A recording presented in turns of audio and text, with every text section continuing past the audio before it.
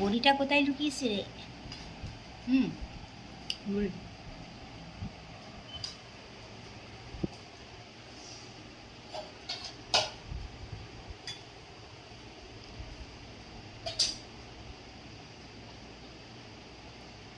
কি আইটেম খাচ্ছে বলো তো এটা? চাল কুমড়ো। কি দিয়ে বানানো এটা? চাল কুমড়ো কি আইটেম? চাল কুমড়ো শুক্তো। কেমন হয়েছে? ভালো হয়েছে, আমাদের বাড়িতে প্রথম চাল কুমড়ো রান্না হয়েছে। মানে এর আগে কোনোদিনও চাল কুমড়ো রান্না হয়নি? না। কোনোদিন হয়নি। আমি চাল কুমড়ো খুব বাড়িতে নিয়ে যেতাম। চাল কুমড়ো বড়ি খুব দিয়ে, ভালো চিংড়ি মাছ দিয়ে। কেমন হয়েছে? দারুণ হয়েছে। হ্যাঁ, আমি যেরকম ভালোবাসি সেরকম। চাল কুমড়ো তুই তো কম মশলা দিয়ে খাবার খেতে পছন্দ করিস, হুম। তাই জন্যে আজকে তোর জন্য আমি চাল কুমড়ো বানিয়েছি, চাল কুমড়োর শুক্তো। যেমনটা তোমরা দেখতে পেলে বন্ধুরা, আমার দিদির এই চাল কুমড়োর শুক্তোটা খুবই পছন্দ হয়েছে। শুধু দিদি বলে নয়, বাড়িতে বাকি সবার খুবই পছন্দ হয়েছে চাল কুমড়োর শুক্তো।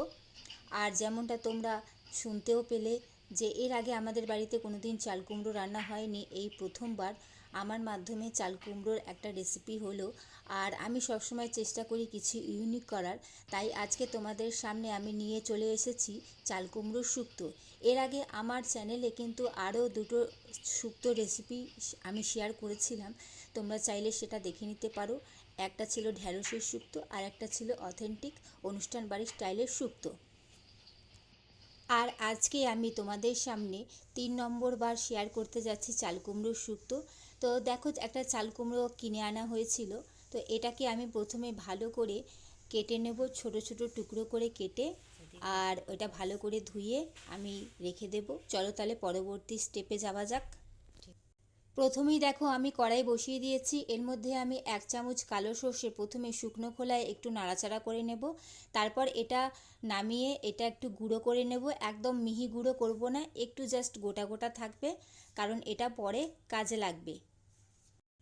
একটু জাস্ট রঙটা চেঞ্জ হবে, তখনই এটা দেখো আমি নামিয়ে নিয়ে গুঁড়ো করে সাইডে রেখে দেব। কড়াতে আমি আবার তেল দিয়ে দিয়েছি। এখন প্রথমেই আমি কয়েকটা বড়ি ভালো করে ভাজা করে তুলে রেখে দেব।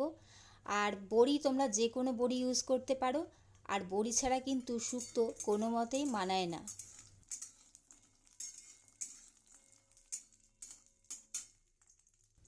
বড়িটা আমি লাল লাল করে ভাজা করে তুলে রেখে দিয়েছি।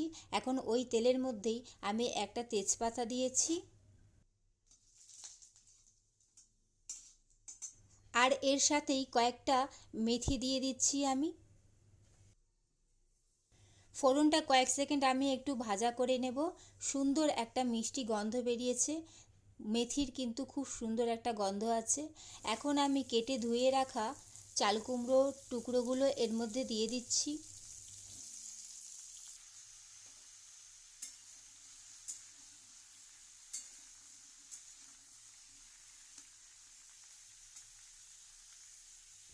এখন আমি এর মধ্যে পরিমাণ মতো নুন দিয়ে দিচ্ছি। 1 মিনিট আমি এটা একটু নাড়াচাড়া করে এটা আমি ঢাকা দিয়ে সেদ্ধ করে নেব। আর ভুল করে কিন্তু এর মধ্যে জল দিতে যাবেন না, কারণ এটা থেকে প্রচুর পরিমাণে জল বেরোয়। এখন চাপা দিয়ে আমি ভালো করে এটা সেদ্ধ করে নেব। 5 মিনিট বাদে ফিরে এসেছি। ঢাকাটা খুলে তোমাদেরকে একটু দেখিয়ে দিই। মাঝখানে আমি একবার ঢাকা খুলে একটু নাড়াচাড়া দিয়ে দিয়েছিলাম। আর এখন কিন্তু চাল কুমড়োটা অনেকটাই সেদ্ধ হয়ে গেছে, এর থেকে বেশি আমি আর সেদ্ধ করব না, তাই এখনই আমি এটা নামিয়ে নেব।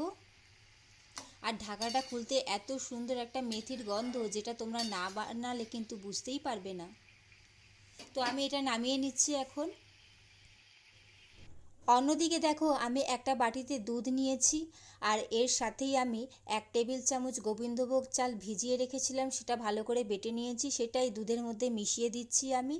তোমাদের কাছে যদি গোবিন্দভোগ চালের গুঁড়ো থাকে তাহলে তোমরা সেটা দিতে পারো, আমার কাছে ছিল না বলে আমি ওটা ভিজিয়ে বেটে নিয়ে দুধের সাথে মিশিয়ে দিয়েছি।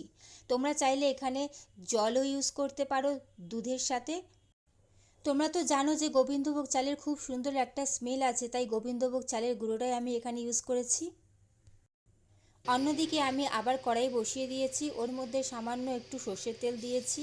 আর প্রথমেই আমি আদা গ্রেট করে রেখেছিলাম, সেই আদাটা দিয়ে দিলাম। আমি কয়েক সেকেন্ড একটু নাড়াচাড়া করে নেব। তোমরা এখানে আদা বাটাও দিতে পারো, আমি গ্রেট করে দিয়েছি। যে কোনো একটা দিলেই হবে, বাটা হোক বা গ্রেট করা হোক। 20-25 সেকেন্ড মতন আমি নাড়াচাড়া করে নিয়েছি। এখন আমি এর মধ্যে গ্রেট করা নারকেল অ্যাড করে দেব।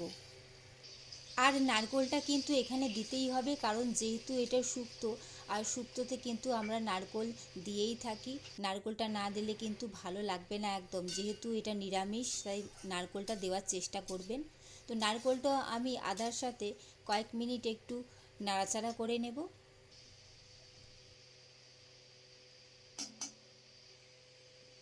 1 মিনিট মতন আমি নাড়াচাড়া করে নিয়েছি। এখন আমি সেদ্ধ করে রাখা চাল কুমড়োটা পুরোটাই এর মধ্যে দিয়ে দেব। হালকা হাতে ভালো করে একটু নাড়াচাড়া দিয়ে দিতে হবে।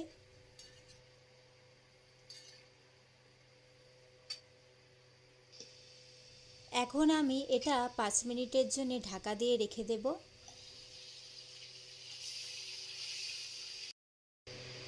5 মিনিট বাদে তোমাদেরকে ঢাকাটা খুলে দেখিয়ে দিচ্ছি। দেখো কি সুন্দর কালারটা চেঞ্জ হয়ে গেছে, আর নারকেলের টেস্টটা পুরো চাল কুমড়োর সাথে মিশে গেছে। এখানে কিন্তু আমি একটুও জল ব্যবহার করিনি, কারণ এই রান্নাটাতে জল দিতে হয় না, কারণ এটা থেকে দেখতেই পাচ্ছ কতটা জল বেরিয়েছে। এখন ভেজে রাখা বড়িটা আমি এর মধ্যে দিয়ে দিয়েছি। এখন ভালো করে আমি আর একটু নাড়াচাড়া করে নেব। দুধ আর চালের গুঁড়োর যে মিশ্রণটা আমি বানিয়ে রেখেছিলাম, সেটা আমি অল্প অল্প করে এর মধ্যে দিয়ে দিচ্ছি। তোমরা এখানে দুধের সাথে জলও মেশাতে পারো। আমি পুরোটাই এটা দুধ দিয়ে করেছি, তো যতটা আমার দরকার ছিল অতটা আমি দিয়ে দিয়েছি। এখন এর মধ্যে নামানোর আগে আমি একটু ঘি দিয়ে দিচ্ছি, যাতে এর টেস্টটা আরেকটু বেড়ে যায়। এর সাথেই পরিমাণ মতন একটু চিনি দিয়ে দিচ্ছি। যেহেতু চালের গুঁড়ো দেওয়া আছে, এটা কিন্তু আটকে যাওয়ার সম্ভাবনা থাকে, আর চালের গুঁড়োটার জন্যে এটা একদম মাখা মাখা হবে। আর এটা কিন্তু কন্টিনিউ নাড়াচাড়া করতে হবে, না হলে কিন্তু আটকে যাবে।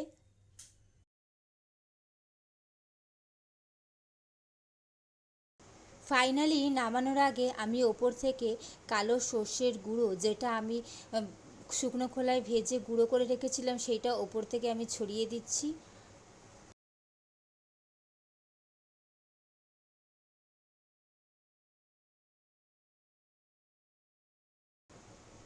এখন এটা হালকা হাতে আমি একটু নাড়াচাড়া করে নেব। তারপর গ্যাসের ফ্লেমটা অফ করে আমি ঢাকা দিয়ে এটা কমসে কম 15 মিনিট আমি এইভাবেই রেখে দেব। রেডি হয়ে গেল বন্ধুরা চাল কুমড়োর শুক্তো। কেমন লাগলো তোমাদের আজকের এই রেসিপি? অবশ্যই সেটা লাইক কমেন্ট করে জানাবে, এবং ভালো লাগলে অবশ্যই চ্যানেলটি সাবস্ক্রাইব করে পাশে থাকবে বন্ধুরা। চলো তাহলে আসি, টাটা।